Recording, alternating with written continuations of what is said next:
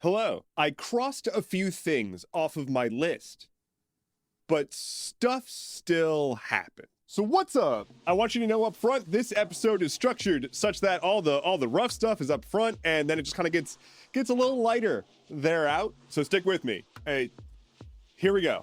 Hey, it's Next Day Dev. It's the same guy next day. There's a lot that happened over the past few days that's pretty horrific. As I just said, lots of bad stuff up front. It gets better as it goes. I'm actually re-recording this introduction because I wanted to just add in some more stuff real quick. So let's just quick overview of some of the really rough things that happened recently. In Australia at Bondi Beach, there was a mass shooting at a Hanukkah celebration. Very obviously a targeted attack against Jews. It's horrific. And this is not a thing that happens outside of like the US particularly frequently. So it's pretty shocking, to say the least. However, among the mess of this situation, there is a hero that people are celebrating, Ahmed Al-Ahmed, who ran in and disarmed one of the shooters. He took 2 bullets while doing so and saved who knows how many people. Now, I've seen some weird takes online about people criticizing the guy for not taking the gun that he just took from the shooter and using it to kill the shooter who he just disarmed. He disarmed him. Not everything needs to be solved by shooting somebody with a gun. Or if it was me, I would have shot the guy. Cool. Enjoyed the trauma. Like, here's a man who just disarmed someone to save lives, and you're criticizing him for not having taken a life. Thankfully, that's a very small minority of people. Let's talk about Rob Reiner. This literally just kind of happened overnight. Rob Reiner, the famed movie director who directed Princess Bride, was found dead, him and his wife, in his home in an apparent homicide. We really don't know a whole lot more just yet. That's a thing. There was also a shooting at Brown University here in the States. The shooter's still at large, despite the president of our country stating publicly that the shooter was captured. That was not true. That was not true. There's been an ongoing war in Sudan for years that's been causing a massive humanitarian crisis, possibly the biggest ever. But recently, the RSF, one of the major militias in the area that's basically backed by the UAE, slaughtered 60,000 people in one town over the course of just a few weeks. It's so significant that aid groups can't even get aid there because it's too dangerous. Over 100,000 people are still unaccounted for from all of that.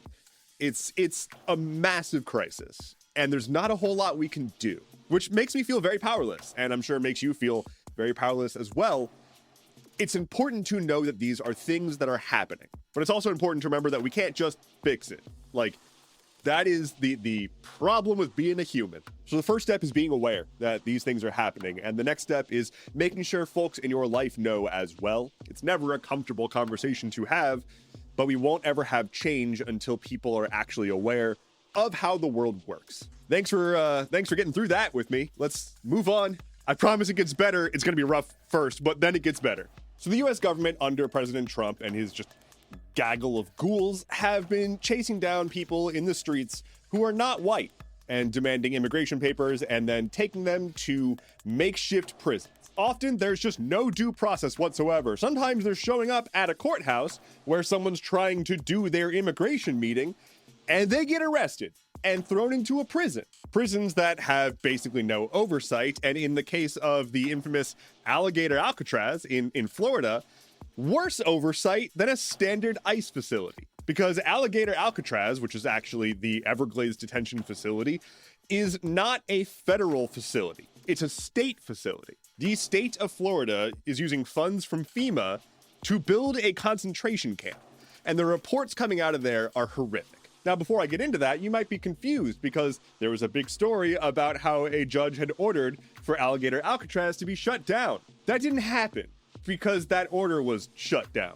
So it's been a thing, and it is still a thing. Inside the facility are cages packed with 32 people to a cage. Mosquitoes are running rampant. There's basically no working plumbing, so feces are just spilling out of the toilets and seeping everywhere. One of the most eye-popping things to come out of this is literal torture. There's apparently a thing called the box that's like a tiny metal cage that inmates at this facility get strapped into, shackled to, and left out in the elements for hours up to a day at a time. That is torture. That's torture. It does not matter anything about anyone's legal immigration status. This is not acceptable. Even the most self-serving take on this should be that, hey, maybe the government shouldn't have the ability to do this to people who have not been found guilty of a crime. Being brown and here at the same time and found by an ICE officer while doing so is not a crime. Meanwhile, over in Texas at Fort Bliss, there's been reports of abuse, sexual abuse, and even forcing detainees to climb over the border wall to secretly deport them. One teenager from that facility was taken to the hospital after guards beat and abused him so badly that he had broken teeth and severe testicular trauma. I don't think that's helping our country. Anyway, the Department of Homeland Security's response is, nuh-uh. Here's a quote from the DHS Assistant Secretary, Tricia McLaughlin. Quote, any claim that there are inhumane conditions at ICE detention centers are categorically false. No detainees are being beaten or abused. Remember the hospitalized inmate? Anyway, moving on, continuing the quote. Quote, no lawbreakers in the history of civilization have been treated better than illegal aliens in the United States. Get a grip. I don't want to just sit here and say that these people are overtly evil.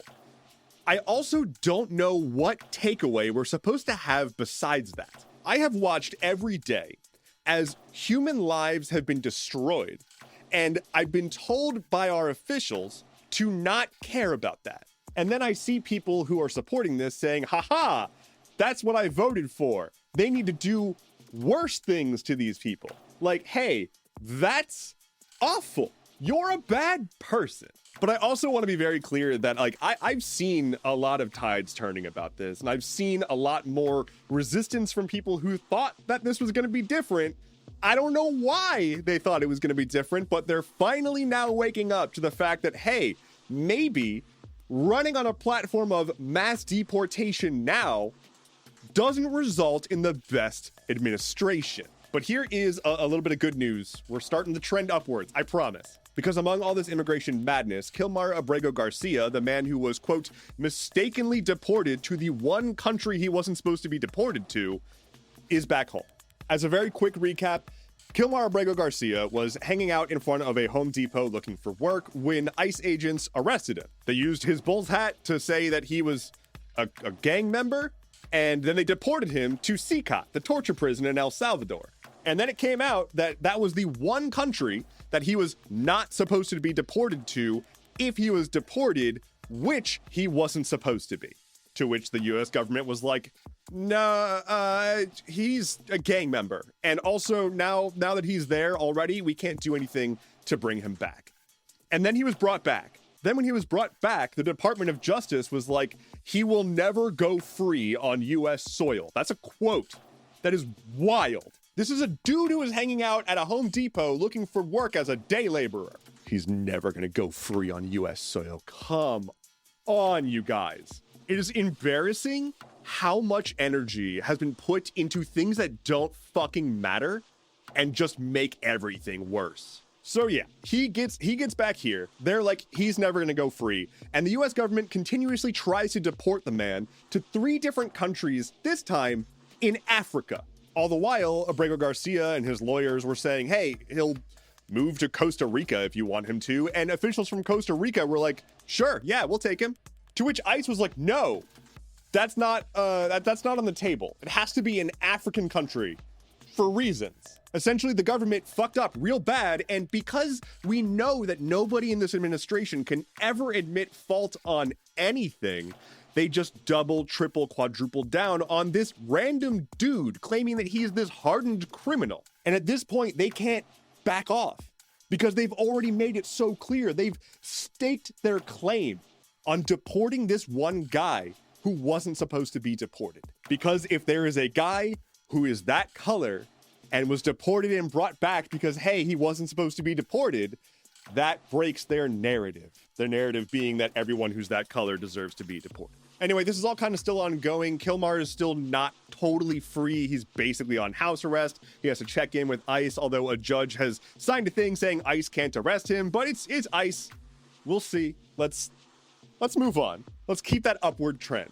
McDonald's in the Netherlands. I don't know why I hopped. I'm not that excited about McDonald's generally. So McDonald's Netherlands, like specifically the Dutch arm of McDonald's, published an AI-generated ad that caught so much flack that they have already taken it down. The ad was essentially a bunch of clips of like fails, like fail video kind of stuff, just like unfortunate situations, set to a remix of it's the most wonderful time of the year, where they were saying it's the most awful, terrible time of the year. Who cares? Point being, it was a bad idea, and the commercial was creepy, and people didn't like it at all. Beyond being AI slop, it also was just an uncomfortable commercial. So understandably so, it got a whole bunch of pushback, and people were like, this is awful. Like, this is terrible. Please take this down. And the studio behind the ad gave the worst defense imaginable. The production company, The Sweet Shop, had this to say in their defense. Quote, "For 7 weeks, we hardly slept, with up to 10 of our in-house AI and post specialists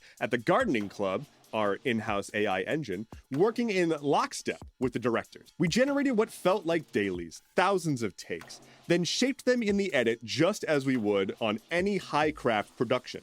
That response from the company has mysteriously disappeared from their website. I wonder why. We were up all night asking this computer to plagiarize things. So that was the McDonald's ad, and that got pulled. But Coca-Cola did their second annual Christmas ad this year, generated with AI. Last year they did one, and it got some criticism, people being like, this is soulless and plasticky. And then they did it again, because soullessness and plastic, the American way. Now, for whatever reason, the Coke commercial this time around, it didn't get as much backlash as the McDonald's one. But something I learned when I was digging into this was that Coke essentially humble brags about having made Santa popular. Now, it's a humble brag because on Coca-Cola's website, there's a page that's like, are we responsible for Santa being a thing? And they're like, no, we just popularized it. They argue that that the reason that Santa is how we know him today is because they commissioned an artist to do a bunch of ads for Coke that depicted Santa as the way he is today, and that was distributed all over the place because Coke ads. They did not invent the original Santa, and also it's debatable as to whether or not their ads are the reason that people know Santa today. But what a claim. Anyway, I don't think that we need this. I don't think we need this. I don't think that we need AI to generate commercials. I don't think, do we, I say we, like the human race, do we need this? I don't think so. I'm not certain. But let's go over to the gamer place. Here we go. Now we're in the gamer place. Cool. Welcome to the gamer space. We're going to talk about the Game Awards. The Game Awards are kind of shitty. It's just like an industry event that's pretty shitty. But it's kind of all we got right now ever since E3 was ejected from this world. So who won? Expedition 33 won everything, basically. Not literally everything, but let's see here. Claire Obscure Expedition 33 won Game of the Year, Best Art Direction, Best Game Direction, Best Narrative, Best Score, Best Performance, that's for Jennifer English, Best Indie Game, Best Debut Indie Game, and Best RPG. I may have missed something. Can't count much past that. Let's talk about what was announced, because first things first, we're getting a new Divinity game from Larian. Larian made their big announcement, which involved a statue in the desert. I don't really fully understand, but they put a statue in a desert, and they were like, "Look at this statue. What could this be?" And then people were like, "I don't know. What could that be?" And then it turned out that it had something to do with the reveal of this new game. Cool. Point being, Larian Studios, the company that made Baldur's Gate 3, is making a new mainline entry in their series Divinity. It's another RPG series very similar to Baldur's Gate. Only they said that this was going to be even bigger than Baldur's Gate 3. So that's cool. There's a bunch of other announcements. Here's a handful of things that I had a non-zero reaction to. There's going to be a sequel to Control called Control Resonant. You'll be able to play as Leon Kennedy in the upcoming Resident Evil Requiem game. Leon! There's going to be 2 new Tomb Raider games because one wasn't enough. It's too many tombs. One of them is a remaster of like the original game. Not really a remaster, like a reimagination, I guess. They're making a new mainline Mega Man game. Yo! Got a new trailer for the Street Fighter movie, which I forgot was happening. and it looks wild, and I'm expecting it to be terrible. I'm here for it. Also, a new D&D themed RPG that seems to be about being a warlock. So it's sort of like me. I'm a warlock. Pew! That was magic. Lightning round. A hiker did the meme, fell into some quicksand, and was rescued from said quicksand after using like a GPS SOS thing. Quicksand's real, y'all. It happened. After losing power to both engines, a small plane made an emergency landing on I-95 in Florida, landing directly on a driving car. Everyone's okay, but the guy driving that car, I can't even imagine. Like, I would never get in a car again. It turns out just a few weeks prior to the US raiding an oil tanker off of Venezuela, we also raided a cargo ship that was headed to China. Just did that too. Going from Iran to China, and we were just like, that's ours now. Yo ho, I guess. I'm not a huge fan of that in particular. And finally for today, someone's house in California done dang exploded. And it was captured on video from a doorbell camera, but it's gone. House was there, and then it was not. It was because of a gas leak from construction. Hey, maybe gas is a bad idea. Thank you so much for listening to today's episode of Stuff Keeps Happening. Head to skh.news for sources, bonus content, and a primer on how to make your own quicksand to trap hikers. My name is Adverts. We'll talk again soon. Take care and be well.